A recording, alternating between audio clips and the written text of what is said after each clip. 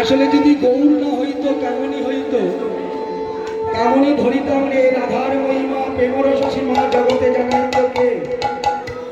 আজকে যদি শ্রীমন মহাপ্রভু না হতো এত সুন্দর উৎসব হতো।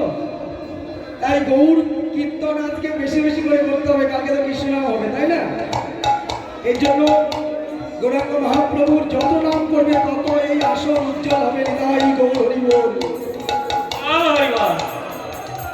বলি বৃন্দাবনের পথে গৌরা গৌরাঙ্গ হে, বৃন্দাবনের পথে গৌরা গৌরাঙ্গ হে, বৃন্দাবনের পথে গৌরা গৌরাঙ্গ হে, বৃন্দাবনের পথে গৌরা গৌরাঙ্গ হে, ওই রাধাকুণ্ডের তীরে গৌরা গৌরাঙ্গ হে, রাধাকুণ্ডের তীরে গৌরা গৌরাঙ্গ হে, গৌরাঙ্গ গৌরাঙ্গ গৌরাঙ্গ হে, গৌরাঙ্গ গৌরাঙ্গ গৌরাঙ্গ হে, সচির দোলালে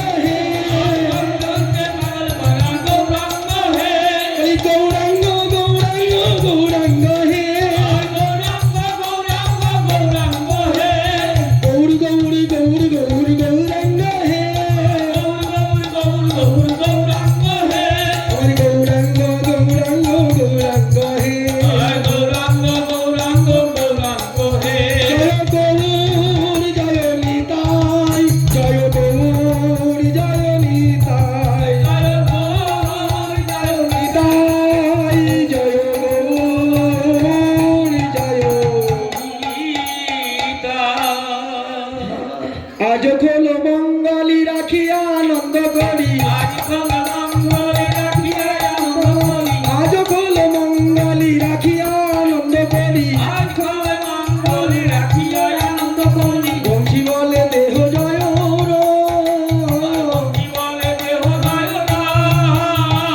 বংশী বলে দেহ জয়।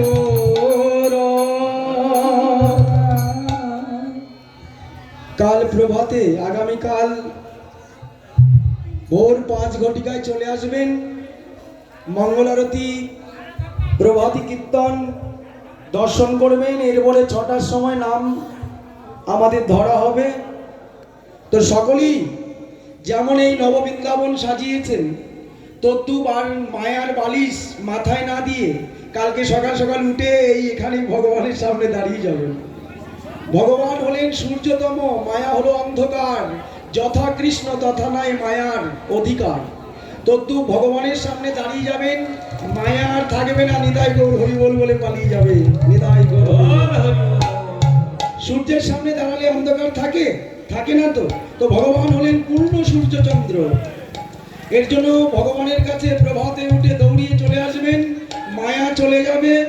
আর সকালবেলায় সে মঙ্গল আরতি দর্শন করবেন। আসলে এটাও জানা দরকার, মঙ্গল আরতি কেন দর্শন করতে হয় জানেন? ভগবানকে আগুনবর্তী দান করা হয়। তাই না? ভগবানকে আগুন দান করা হয়।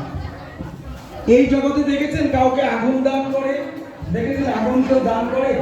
তো ভগবানকে আগুন দান করা যায়। তো ভগবানকে আগুন দান কি করে জানেন? এই যে ঈশ্বরকে বাবাজি আর কি বললেন না ভগবান, তো ভগবানকে আগুনটা দান করা হয়। যে ঈশ্বর আগে বুঝতে পারিনি, তাহলে আমি যে তোমাকে যে আলো সাজাতাম, আর দেখিয়েছি, সামনের বছর চেষ্টা শেষের করবো। দিন যাওয়ার সময় আলো প্রথমবার তো পত্রিকা আমি হ্যাঁ, দিয়ে actually দিলাম, আমি ভেবেছি বাড়িতে পুজোটা বাড়ি এখানটাই হবে।